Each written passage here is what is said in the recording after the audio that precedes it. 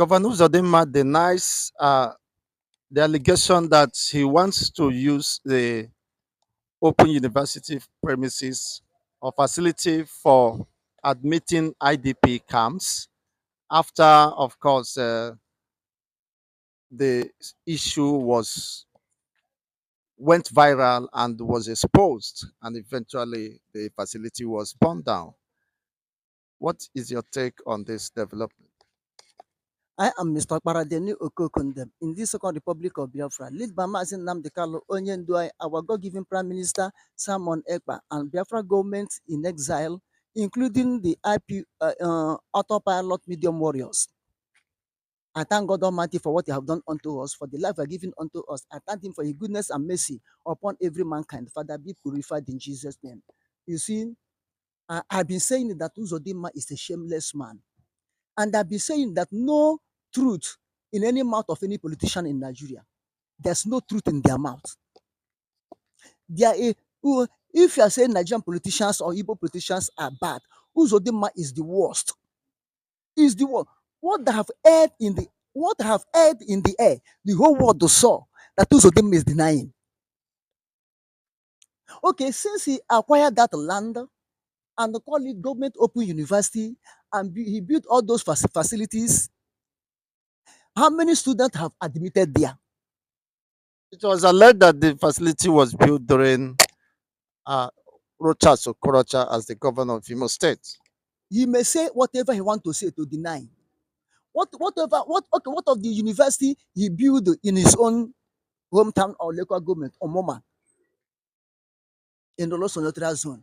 Is that one built by Rogers? Okay, Rogers bought those computer inside that auditorium and abandoned it for how many years? And the wheat was growing there, and the computer did not spoil, and the vandals did not go and vandalize it.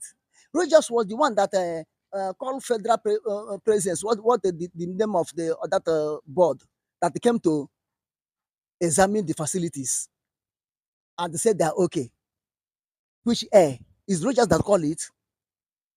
Okay, if Rogers acquired that place and built it, the Rogers told you that this is what I built it for, or the Rogers asked you to go and bring the federal government representative to come and commission it? Eh? Okay, why can't he quit from the Imo State House she's occupying? Because Rogers have been there before. Why can't he give that one to federal government to take Imo State House to do IGP? You could have done that and say no. It was Rogers that was staying there before. Okay, what of his commissioner? His commissioner that I have forget what the name of the commissioner who is defending that it was a federal establishment all over Nigeria for privileged people to come there and stay. To stay in not only in Imo State, it's all over Nigeria. And if they have such type all over Nigeria, why are they shifting the north to that place? Why can't north stay on the one that is in their area? You see how Rogers is speaking. You see type of lies, fully smart. Okay, what of the broadcast he made, which I watch in the net, where he's saying that the people are going to be there, should feel happy, the northerners should feel happy, that if light is not where they are staying, government will extend light to where they are staying. If there's no water where they are staying, government should extend water where they are staying. Everything that will make the Imo indigenous, Imo citizen to be free to live as a human being, it will be extended to them. As far as they will be law abiding, there will not be violence. It will be extended to them. Every right the Imo citizen has, they themselves will have it. He also said they also provide security. Security for them. They will have it. And they are not abandoned people. They are not disprivileged people. They are normal people. They are this, they are that they have come to settle in Imo State. And they say that it's not meant call them to come and use that place for agriculture. Is anything wrong them using it, or are there any alleged fears that, of course, this could be a ploy in disguise to import the militias who might eventually overrun the communities and kill the children and the community settlers. Uzodinma has a hidden agenda with the people that put him there. You know that Uzodinma wasn't the one that won Imo State election. It was Ihedioha. And they removed Ihedioha and put Uzodinma, who was fourth in that election, 2019 election. He was fourth. Then he jumped third, jump second, remove first, and become first. Okorocha has to be blamed for dragging Ihedioha to court. Yes, Okrocha have to be blamed, but Okrocha thought that if he remove Ihedioha, his son-in-law Nwosu will take over. But did not know that Fulani have a different agenda to allow that case to come to court. You know, when Buhari was there, whatever happened, go to court. Whatever happened, go to court. Whatever happened, go to court. Because they know that they are controlling the judiciary, as Tinubu is controlling the judiciary now. You understand? Uzodinma have to, Rogers have to blame quite all right for Uzodinma to be there. But if Uzodinma is there, the Rogers ask you to be committing crime. The Rogers ask you to be killing Imo people. Now, look at it. A military Rogers Uzodinma were swearing in. You know that he had grabbed the power. Look at his statement. Haven't you heard about this? That he said the Imo people, you are not the one that vote me in. Don't expect me to do anything good unto you, because you're the one that you're not the one that vote me in. He said so. I've not heard it anyway. He said so. He said so. Now, and if you see, not only the people are bringing IGP camp there is bad or good, but on what ground? The people you are bringing there, you have turned to be a good Samaritan, bringing people in there, but you are not turned to be good Samaritan to tell army stop killing in Biafra, to remove here Ebubago out of Biafra or out of Imo State. You employ Ebubago to be killing people. That is not enough. Now you want to go indirectly to bring repentant Boko Haram in disguise of displaced civilians. You carry few women and children, join them. They will stay there using auditorium hall, computer.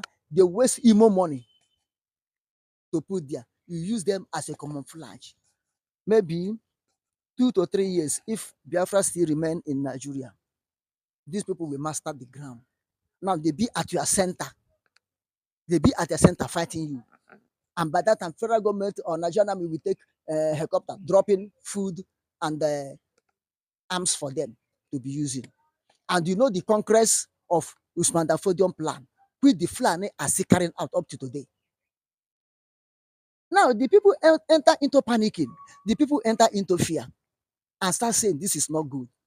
Okay, the burning down of that was as a result of uncertainty, panic, and fears of the unknown. Yes, yes.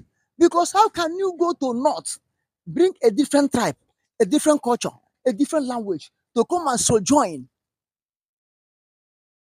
in large number with the trailers? In the local government, they were displaced. In the state, they were displaced. Don't they have land over there? Okay, if they displace them in this local government, the other local government, They can come to the main town. no, not to come to the main town. The other local government have a land. Why can't you tell them and acquire that land and build IGP camp for these people?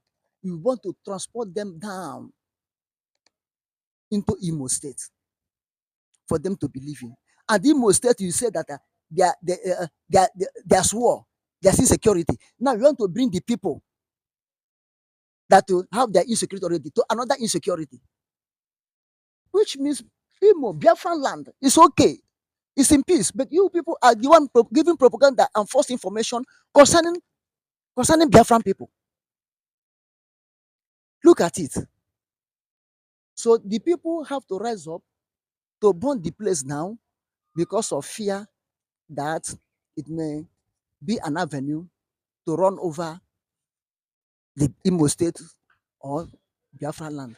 And if you watch, since December is approaching, since I think since ending of August, entering September, intention of propaganda against Simon Ekpa and Biafra government in exile increase. Intention to make sure they suppress Biafran defense force increase. The how will I put it? Because all of them we are fearing that December is approaching. If nothing is happened, December 2nd will be reality. And these people, if they allow them to be, maybe before ending of November, the real machineries will come in the night, or they will take helicopter, drop them in the night in the name of IDP camp. They will come there and stay. So that if there's any venture, some money declare restoration of Biafra in December 2nd, these people will start the war right from Biafran land. They will start the war. Then you don't know whether you are fighting Nigerian army, you don't know whether you are fighting Biafran politicians, Nigerian politicians. You don't know whether you are fighting the enemy within have already surrendered you. You don't know whether you are fighting a Bubago. This is the fear of the. They said, no, these people will never be in our midst to attack us. Eventually, if there's anything like riots. Yerima, the president of Arewa Youth said that there will be declaration of war if the Igbos reject the IDP camps. Does it mean there are no Northerners settling in the Igbo states? Legitimate ones who are doing their businesses and all that. So why should Yetima be fanning the embers of war? Shetima is not saying. No, Yerima. I mean, sorry. Yerima, the Arewa youth leader, did not say that if you kill Northerners, he said if you reject IDP camp, which means he's forcing IDP camp on Biafrans or Igbo people. And the North has more than 19 states. And They are yes, coming to the dots in a cycle. they're coming to the dots now. And now they know that dot is very important to accommodate them. Dot is very important to give them peace, give them shelter. But in terms of development and infrastructure, they are minors. They don't need that. They don't need dots.